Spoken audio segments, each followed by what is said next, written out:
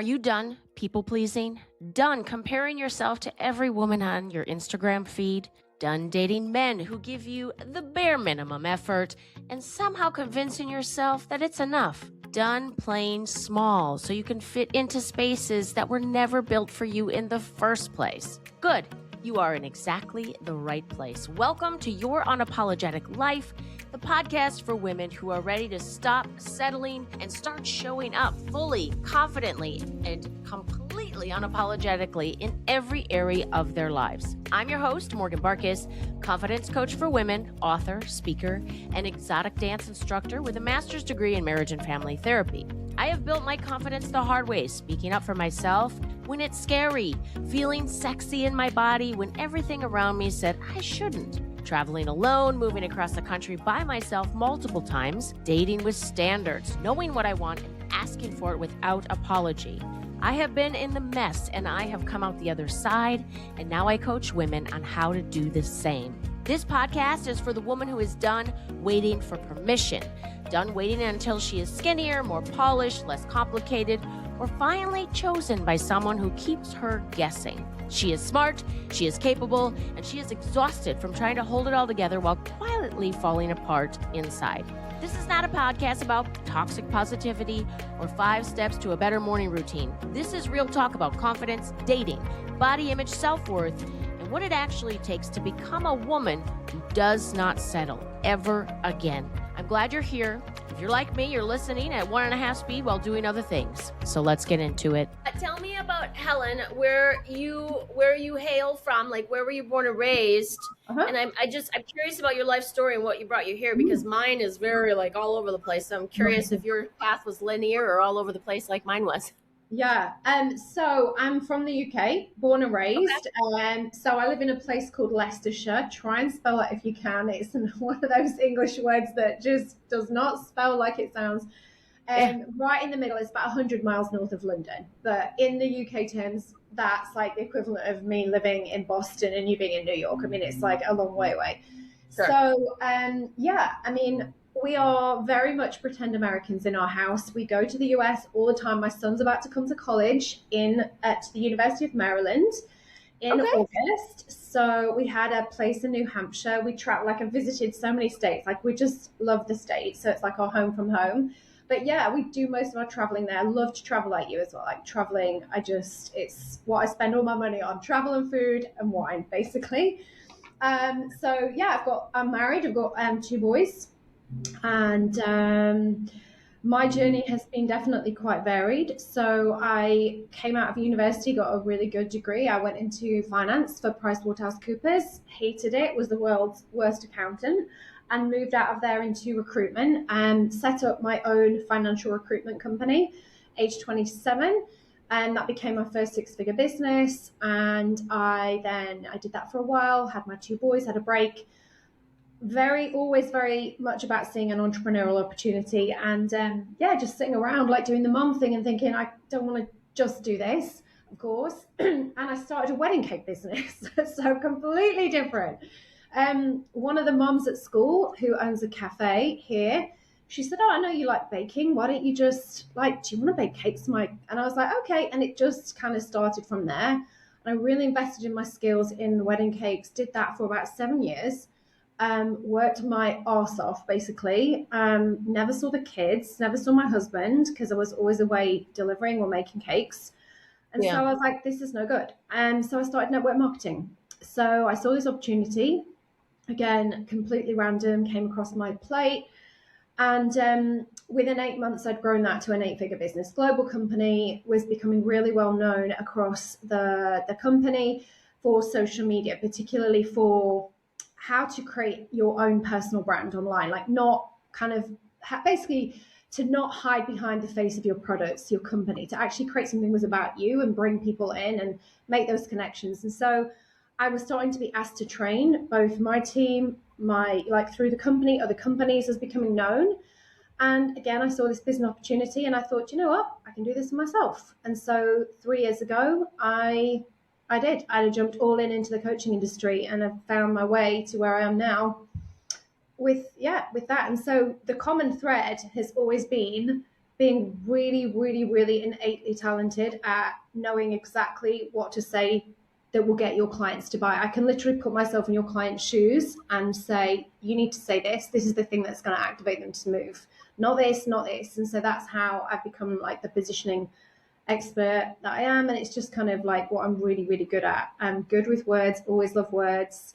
So it's a very, very, very kind of specific branch of messaging that I believe is the foundation that you need to establish first before you kind of actually put it into the frameworks, put it into your offers and build your whole business around it.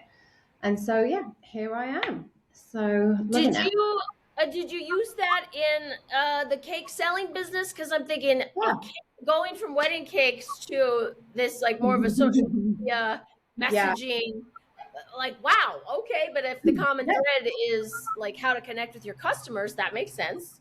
Yeah, and also like going to wedding fairs, and I remember like having these, like we used to have like wedding fairs, and I'd put my display and I'd be there with all the other cake makers, and realizing that what I was selling was not like what other people were selling. Other people were focusing on how it looks. Like I was focused on the thing that I knew would get people to buy. And so I'd established that. And my positioning was about what the cake tasted like. And so I was known for, it was in Vogue. I like Vogue magazine. I did really, really well for my cake business because I established like, what's the thing that people want? And that's that they want a nice tasting cake as well as it looking good. Like they're going to cut it up and eat it at the end of the day. And so I created this whole menu of amazing flavors that were really unique. And and that's what sold at the end of the day. So I definitely played on that. I was like, this is what I'm known for. And I went all in on that. So, yeah. Nobody wants a dry cake. So what was your favorite flavor? Like I love a vanilla Tracy cake. I don't know if that's a wedding cake. Like you could pull that off, but I love Trace leches. Yeah. My favorite is actually the one that used to sell the most is lime and mint.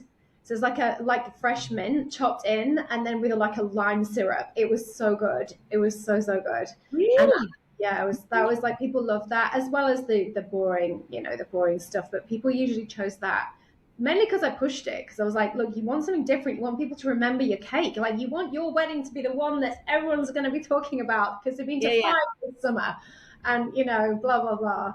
So I really knew how to push. I still do know how to push people's buttons. What was your favorite flavor though? Was it also that mint? Yeah, I love that, and I also love hummingbird. Have you had hummingbird flavor? No. Oh, so that's pineapple. So cinnamon in the cake batter with chunks of pineapple and pecan. It's so good. Mm-hmm. Okay. Now, did you sell that business? Just shut it down? What did you do with that business? Well, this thing called COVID came along, so kind of just, So, but it was, I just started my network marketing company, so it kind of like, I was ready to stop anyway. So I kind of wrapped up the final couple of weddings, and then that was it. And then COVID shut everything down anyway. So we shut down. Okay. Yeah. Now, when you were younger, what did you want to be when you grow up? Because you seem like a confident woman, obviously successful. You take something on and you go hard and you make it really successful. Yeah. I mean, what did little Helen want to be when she grew up? I wanted to be an actress. I was obsessed with Julie Andrews and The Sound of Music. That's how old I am. And I was like absolutely obsessed. I'm 50, right? And so I am old. And I used to watch The Sound of Music over and over and over again. And me and my sister, we used to do all the routines and I just wanted to be on stage. And my granny was an actress. And so I kind of saw what was possible. I was like, I want to be on stage. I want to be famous, but I want to be an actress. I really want to, perform. And that was what I was going to win an Oscar. I'm still obsessed. I'm like such a trash TV celeb gossip. I'm unashamedly love all that crap. So love it all. Yeah. See, and that's interesting. And some things that you feel that pull obviously don't always play out. I remember the first time I saw Cirque du Soleil. Oh, wow. And when I saw that, I was like, well, that was what I was supposed to be, I think, in another life. Like there was as I was watching, I thought, wow, I would have been really good at that. Or I would have loved to fly around in the air like that. And like I thought, wow, I missed my calling, or maybe I did that in a different life or something. So I think we all have like Have you ever some. tried it? Have you ever tried anything like that? Like, anything on the trapeze? If you ever Well, go, you can do those like circus classes, can't you? well, I will say, Helen, so I was a stripper for years, Oh, and I also cool. taught pole dance and fitness. So I had some experience being on a pole. But to Yeah. be honest, I was already in my late 20s and early 30s. So my my my capabilities of picking things up like that at that age, and then as I got older, I tried like one of those hoop classes, Oh, and yeah. but having arthritis now and danced for years and kind of Um, tore my body down, I was like, ooh, I can't do this. My shoulder, So I think if I would have started very young, it would have been yeah. different. But to be honest, it's one of those things where you feel a natural pull and you know that it's not necessarily your life path, but it's Yeah. definitely something that, in a different lifetime like you, maybe would have been, an Oscar winning actress, and Oh. it lights something up inside of you. Mm. I Yeah. love that. I love it. Anyway, the other question, when going back to your passion for America, please do tell me what you enjoy so much about coming to the States. Because one of the things that I enjoy about leaving the U.S. Yeah. is there's a calmness, and I felt even more so like when I went to Morocco. I felt because Mm. there's a lot going on in the country politically, and it's just a lot of unrest. And for me, I don't know, not everyone I'm sure experiences that. I have just felt very anxious, and so when I went to Morocco, it was like, oh, this is so nice. I'm completely detached Yeah. from everything right now. And then when I went to Paris, I felt it even more so because the city itself is Mm-hmm. much calmer, and I don't want to say more simple, but it just Yeah. felt like, God, I could just take a breath. I wasn't in any kind of rush. Laid back. I felt very safe. So anyway, I just am curious because when I described to someone else the difference, I said America is very fast. We like convenience. We like things that are scalable, a bit obnoxious. So it's very different. So what do you love about coming here? Okay, I think the very everything you've just said that we don't get, isn't it funny? The grass is always greener, right? So yeah, of course, Yeah, Europe is very laid back. So Southern Europe, France, particularly Italy, Spain, is very laid back. It is. It's like, that whole manana kind of philosophy, just, we'll get on with it, whatever, chill. And I love that. But what we like coming to the US is the efficiency and it's the choice. yeah, So there's the level of service that, okay, Europe is beautiful and it is so varied and it is so historic and it is like cultural and beautiful. I'm not saying that you don't have that in the States, but obviously the States is a newer country. But yeah, in the US, we love the fact that there is that level of choice, like even things like the cleanliness, the service, everything is just up a few notches. And for mhm, someone that's a little bit bougie, I quite like that. But also, I do believe that your country, and we don't often go to big cities. Like, so I came to Chicago, but usually we're like New Hampshire, Colorado, Wyoming, like in the kind of the middle of nowhere, which we do not get over here. The space, the vastness, mhm, and yeah, the beauty, like the mountains, we don't have that. We do not have anything like the Rockies. And it's, you could visit different states in your country and in a lifetime, you'd never have to leave. And yeah, I feel like it's just so gorgeous and incredible. And yeah, there is not everything's great. Like there are, bad parts as well as there is to every country, but it's just, I just feel like it's so interesting. And yet then there's that level of efficiency that we love as well. That whole, yeah, yeah, it's the choice. It's the choices, I think. And I love, love, love, and this is why I'm so happy for my son coming to college. I love the whole mentality. I love your work ethic. Here in the UK, particularly, we are very lazy, particularly that generation is very lazy and they expect handouts. Again, I'm not saying that's the kind of like that does happen in the US, and it's not the same for everyone here in the UK, but yes. we get so much given to us like by our government that we just expect to, like, a lot of people just sit back and take it. Like there's not the drive, there's not that ethic, there's not that American dream kind of like possibility. You put your mind to it, you can achieve anything. Like you can be Hmm. an entrepreneur. We just don't have that here.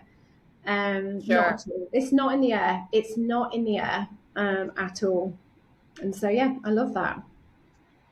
I get that, and you're right. When I do visit other countries, even when I was at the Paris airport to come back, I was like, "How is it this inefficient? Like, why?" Yeah, Because the Chicago airport, it's like, yeah, I can go from getting dropped off on an Uber to my gate in like 7 minutes sometimes. I yeah. mean, the efficiency is I've been there, unreal. done it. Yeah, it's great. Yeah, whereas Paris, I was like, wow, they were not kidding. I should have been here 3 hours early. I did not know it was going to be this terrible. You're right. And also in America, we take for granted that I can order something and have it the same day if I want. I Yeah, can quickly go to one store and get a lot of the same things that I need. I mean, more in Europe, it felt more like a scavenger hunt because this place has just oh, yeah. cheese and this place has just wine and this place, so it's a little more fun in that way. But if you are looking for efficiency and convenience, yes. I mean, well, and Uh-huh. also the other day I went out for lunch and I wanted something quickly because I needed to get back to work. So I went to this little spot that I like that has a really good hamburger. And what was so awesome is literally the minute I finished, she grabbed my plate and she's like, "Do you want your check?" And I said, "I do." And it was like this. And Mhm. oftentimes when I was sitting in Paris, I'd be like, Yeah. "Okay, she's Which is not gonna." always a good thing because sometimes you want to take like 2 hours over a meal, not 20 minutes. But yeah. Like, Yeah, I was just like, so I have to go ask for my bill, or they're just gonna let me sit here for another hour by myself. uh-huh. Yeah, Good and bad, good and bad. Yeah. no, yeah. I get that. The other question I have is, I love that you wear red nail polish. Do you know about the red nail theory? No. Tell me. So a lot of times women will do not as much. I think maybe 10 years ago or the early 2000s, the French manicure was all the rage. And then there was like more neutral colors are more, and I don't remember like the exact verbiage of the red nail theory, but basically like a confident woman wears red nail polish because she's not Okay. afraid to stand out, to kind of be um, bold, Yeah. and can handle any attention that comes with that. And Mhm. because I'm a confidence coach and I love to talk about all things confidence, um, was there a time in your life when you weren't confident? Were there areas of your life that you weren't confident? And I say that because a lot of times people ask me, "Morgan, were you always so confident?" And I said, yes. Mhm. And like, I was raised by a mom. My parents, we did not grow up with religion. So there wasn't any of this, like, you're Mhm. a sinner or you're a bad person or someone's Yeah. watching you. So I didn't have that, thank God. And then also my mom was always like, well, if you want it, say it. Like, I'm not Yeah. going to speak for you. Have a voice, say what you need. If you don't like something, say that. Like, if something doesn't feel right, get out of the situation. Like, she always taught me to stand up for myself. And I wasn't confident in my body. That took me into my 30s. I wasn't always confident with money. That took me into my 40s. So I'm wondering, like, were there areas, like I said, as far back as you want to go, that Helen wasn't always confident in, what that Mhm. even looks like now? Are there areas you're still working on? Yeah, so a couple of times, this is such a great question. A couple of times I've definitely seen this in my life. So I was not a confident child. Like I was confident until about the age of 12, and then Okay. we moved house.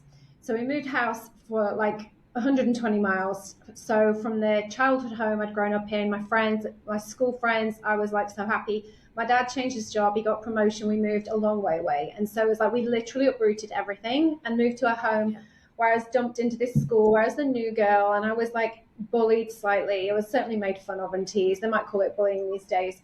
But that like knocked the wind out of my sails. And so I went from being that one who was going to be on the stage and win a freaking Oscar to someone that like, no, I'm just going to shut up, sit here and be quiet and just kind of survive. Oh, And so my high school years were definitely a time of survival and just not speaking up. And I think as well, my home environment was not conducive to say what you want. Like it was like in that kind of old fashioned kind of English way that we have, like children. Have you ever heard the phrase, Morgan, children should be seen and not heard? oh, And it's yes, like yes. that. So it's like that was how it was in my teens. And so I kind of like came out the other side of my teens, went to university, and I just flourished. And that's when I kind of blossomed because I was able to, I was like, new start, find my way. And I kind of like, yeah, I drifted into a career. I mean, I ended up in like working for PricewaterhouseCoopers just because it was a good graduate job. Didn't really know what I wanted to do. I had no confidence in like where I was going with my future, But Mhm. I was just on this path. And so it took me a long time until my 40s to find really what I really wanted to do. And my confidence has gradually grown and grown and grown and grown over that time. You know, Mhm. starting a new business age 27, back in the day when there was no social media, when websites, you had to literally build a business on the ground. Like there was no, you had to go knock on doors and have actual meetings. You know, there was no Zoom calls or anything. That took a lot of confidence. And age 27, I had it all inside, but it was kind of, I had no confidence in the direction. Like, where am I going with this? What's the plan? Like, and that's why I think I drifted from, okay, I'll do this and then I'll become a mom and then I'll do this other thing. I really want to work because I've got this drive and this entrepreneurial kind of, you know, passion. Let's start a wedding cake business. Like, this is something I can do. And ended up like, you know, business after business after business. And Hmm. honestly, right now, the other time when I've really kind of felt that lack of confidence, or the times that I felt that lack of confidence, is just not knowing or not being brave enough to own what it is that I do with that level of specificity. And I spent a lot of 2025 doing something that didn't quite feel aligned. It was Mhm. a massive year for me. I like quadrupled my income. I blew up. Like I had 50K months. I had such a great year last year. But then it all plateaued kind of fall of 2025 when I realized that I was not doing what I really wanted to do. And I'd kind of just put myself on this track.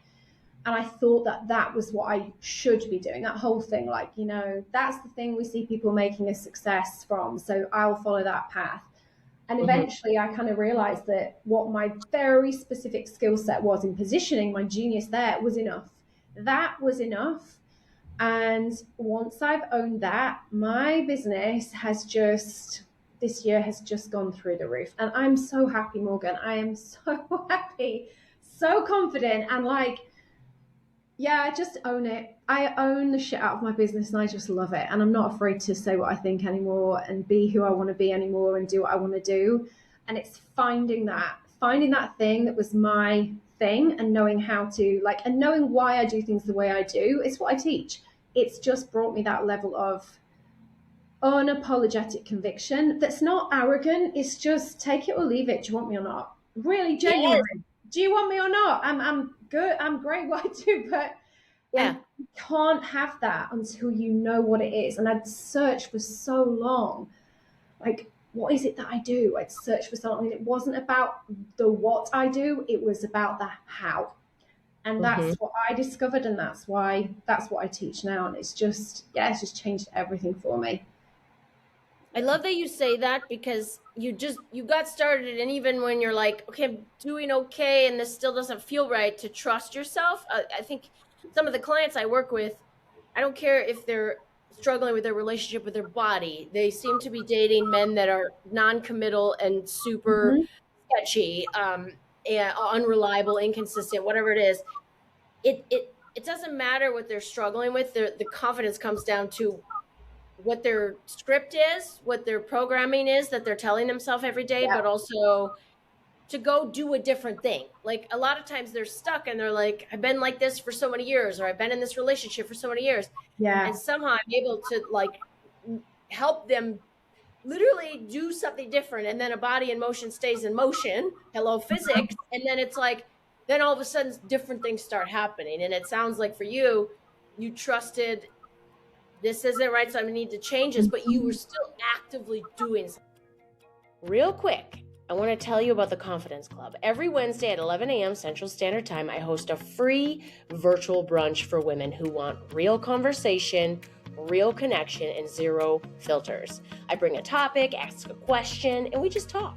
No agenda, no pressure, and no, you do not even have to shower first. Think less networking call and more your favorite group chat, but live. Women show up, connect, collaborate, and leave feeling seen and supported. I miss getting women together in a room, and this is my version of that. The link to grab your calendar invite is in the show notes. Come as you are. I will see you on Wednesday.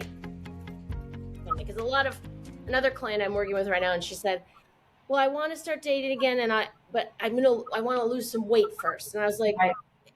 do it now, and then the other stuff will also, like, if you wait or hold yourself back, Mm-hmm. or I had another client that said, I really want to share my story. online, and I'm just afraid that if I talk about the fact that I come from an addict family and I was an addict, that people are going to not see me as normal. And I was like, girl, people will love you more because you were vulnerable. Like, Yeah. we want to connect, and what's most personal is most universal. And so I love that you say also that you're like, look, take it or leave it. This is my story, and the people that are drawn to me are going to be drawn to me. The people that are like, oh, I don't, cool, you're not my people, and I'm okay with that.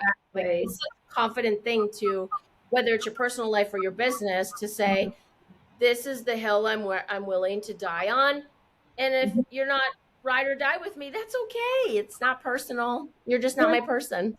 Exactly. There's plenty of other people out there. And I think it's just about continue, like you said, that journey of discovery while you're going through it. And it's hard because you're sitting in a valley for a while. I certainly was over the winter, just sitting in a valley of like discovery of like, let's figure this out and let's just take a minute.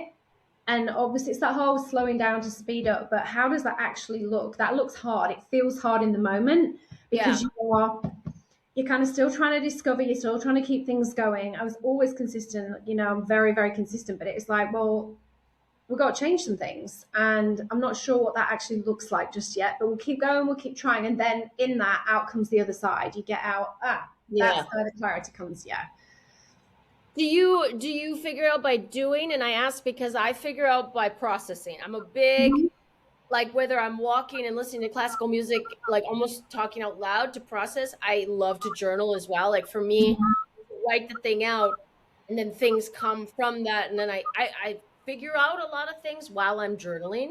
What is your mode of moving through something and finding the way through? It always takes me, honestly, Morgan, I don't know why, but it takes me a long time for the penny to drop. I was just talking to one of my coaches and I was like, oh yeah, I finally get stuff. It always takes me a while. And so I kind of sit with that. I know that and accept that. I have to, for me, so it is a process. It's like, keep going, keep going, keep going. Just keep trying and trust that it will all happen in the end. And yes, I'm very much a verbal processor. Like I have to speak out loud. I like my husband is like, for God's sake, Helen, do we really need that other thought? Do we need to hear what's in your brain like constantly? I'm like, I am definitely a verbal processor, but like you, but I actually also recognize in myself now that it will just happen. And the moment that it happened was a moment. It was a moment and it all just went as it always does. So that's how it lands to me. I just know that I've got to kind of keep going and it will all happen. It will all become clear. And I think as well, a lot of sitting and just thinking, allowing time to think. But then on the other side of that coin is, I think when you make intentional time to sit and like, now I'm going to sit and figure out my shit and my business, that never happens then, right, does it? It's never then. It's when you're on the treadmill, or it's when you're out for a walk, or it's when you're in the shower or drying your hair, or when you're drying on vacation. The hair. A lot of blow drying revelations. Exactly. Or when you're on vacation, you're like, that's when you don't push it, this as well. Like, you must know that. I mean, so I think just therefore knowing that, allowing it to just happen. Yeah, which is why someone created, there's like a whiteboard that can go in the shower or something. Oh, wow. People know how often they have thoughts in the shower. I need one of those. Yeah. The best content creation ideas are in the shower at 3 a.m. in the morning. I'm like, I need to write this down. It's so good. This post is going to be so good. Right. Yeah. So question about what you're doing now. I want to hear about what, tell me about what you're excited about. I mean, obviously you feel like you've pivoted slightly and it's really paying off, literally, and then also filling your heart and your sense of purpose. And so what are you working on that you're excited about, or what are you still working on that you're like, this is what I do and I'm really excited about it?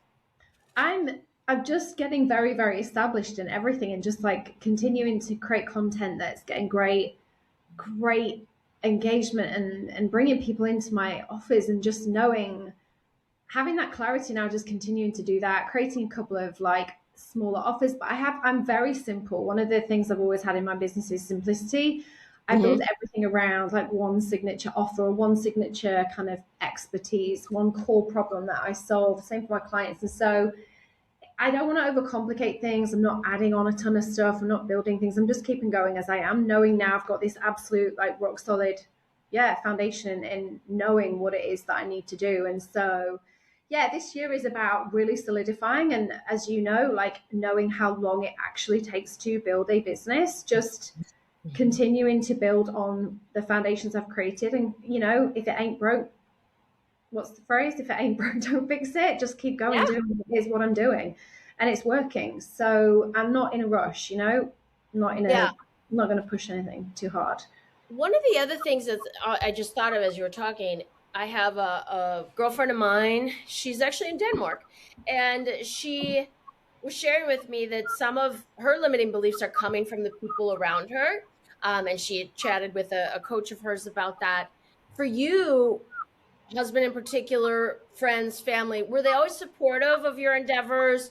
Were there things that you had to really stand in your own truth and your own confidence to keep going? Because some of the people are like, well, that seems kind of unrealistic, or how are you going to do that? Or, well, that's not going to work. Or like, did you have any of that as you built your life? I think everyone does, right? Everyone has the doubters, even the people that are close to them. And I think the thing that I always talk about, it's funny, I talk about this with my clients as well. Sometimes you literally feel like you're the only person who believes in you. Like, although your family might say they do, they're vocalizing, or you can see the doubts, like the small doubts, and they want it so much for you, but they're like, oh, really?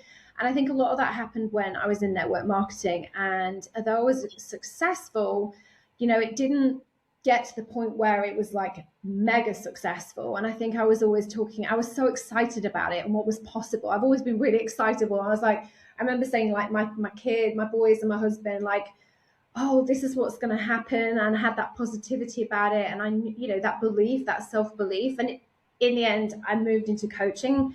And I think it was always that, well, is this the same again? Is this the same situation again? And that kind of like, you're saying it's going to be blowing up even more. And I'm like, yeah, this is different. It's hard to articulate it. And they are such a support. Like, I'm so, so lucky. My boys are brilliant. Like, they're so good. My husband's fantastic support. I'm so lucky, genuinely. But it's just, my mom and dad have no clue what I do. Like, they have absolutely no clue. They don't ask me about it. They don't know. They don't understand it. I don't expect them to understand it. But I think it's just like, that's okay. Like, I have that belief in myself and I've proven it and time and time again. And I think any successful woman that's been in the entrepreneurial game for as long as I have, like 23 years, we kind of know by now. We just kind of keep, we have to hold on to that belief because we trust ourselves. And if we do the work, we know we'll get there. See, it's about that trust in yourself. Now, remind me, what network marketing did you do? So I was in a couple of different companies. So I started off in Arbonne, with nutrition, and because I'm a massive fitness girly, and then I moved across to another company called Prove It, which is ketones. So I saw a business opportunity, and I, again, in the feisty way that I am, I did not agree with what was going on inside of Arbonne. And I left. I was like, I don't agree with the way that you are teaching me to build my business, which is cold DMing, spamming. Like, I didn't agree with that. I was like, no, I'm not going to do that. I've been asked multiple times in my younger years to do network marketing because they're like, you could sell ice to an Eskimo. You'd be so great at this. Yeah. I dabbled in, I think, 2 different companies. I'm like, absolutely not. I cannot. Yeah. It feels like a cult. I think it feels tricky, and I don't like it. I could not stand network marketing. So I'm glad you found success, and I know some people find success. I could not do it. Looking back now, it was a cult, right? I mean, it really was. And I know that it preys on, I mean, so many people had incredible success in network marketing. Like I said, good for them. Like, I applaud you. But it does generally prey on people who need that, like, sense of community. They need people to love on them all the time. They need attention. And I just sucked it all up. And interesting enough, I moved out of the whole like love bombing situation of Arbonne into a different company because that was very different. It was very cool. It was very business oriented. It was not like, it did not feel culty. It was an incredible business opportunity. It blew up. But Yeah. that's the only reason why I do it. I was all there for the business, but I had, I mean, it's, it would not, I would not be where I am now if I hadn't done that. And it taught me so Sure. much about leadership, about my independence, about my own opinions, about standing up, about making big moves, about like not being afraid to say what I think. And social media obviously taught me so much about that. But yeah, it's looking back now, like my husband just laughed. He was like, Ellen, we lost you. We lost you for a few years there. He was like, Yeah. whoops. No, at least though you came too, because I love to listen. My favorite podcast is called My Favorite Murder. And when they talk about the cult stuff, I think I am so skeptical. And after living in Miami, I trust no one. Like you have to earn my trust. I'm so skeptical that I feel like, yeah, I don't think you'd get one over on me in the cult thing. Because I'd be like, yeah, I don't like this. Yeah. Yeah. I was too naive to start with. I was like, great. And I just, what, honestly, as well, Morgan, I remember the first meeting we had and someone like being taken to the front on the stage. And it was like, look how much we've earned. Yeah. And this is what you can achieve. And you get the Mercedes and everything. I was like, wow, how much was it? And they were like, $5,000 a month. And I was like, is that all? And I was just going, okay, that's good, but is that all this is for? Like, but anyway, look, good on everyone that's doing network marketing. It is a great business model. It's a great way to start a business. And I think done the right way, it can be done well. As long as it's done the right way. And unfortunately, there's a lot of not the right way out there. Yeah. So there we go. Go in with your eyes wide open is definitely my words of advice. Trust your gut. Yeah. All right. So I would like women to know where to follow, find you, and what action would you like them to take? Like, I am loving this Helen lady. How do I find her? Where do you want them to connect with you? Thanks, Morgan. So just come and find me on Instagram. I'm sure you'll share the links. It's just my name, Helen Thacker. Yep. Come and say hi in my DMs. I've also got a free a masterclass on the things I'm talking about today, really, the 2 marketing shifts that you permanently make in your business so you are truly have your expertise seen and understood. So people actually realize like, oh, I can understand the value of what you do and how impactful it is and why you over everyone else. And so, basically come and find me and I'd love to help and share. I'm like, what is this freebie? I'm going to have to do this too. I'm working. I'm about to. Yeah. I would love to look at that. I'm working with Jillian Murphy. She's my business coach 101, and she is a game changer for me. I needed one-on-one versus only a group atmosphere. So it's been a really huge, wonderful shift for me and profitable. So that's awesome. And, so yes, I would also like to look at your freebies so I can make sure that my messaging is always staying extremely clear. So of course, no. Helen, last question is motto in life. So mine, I always tell people is if you don't try, you won't know. Do you have something that you live by or that drives you or that you tell your kids to live? It's so funny. It's so close to that. And I literally almost had it tattooed. It was my motto. And it's literally played out every single day, including last Friday. Massively in my personal life, and it is if you don't ask, you don't get. That is my motto for life.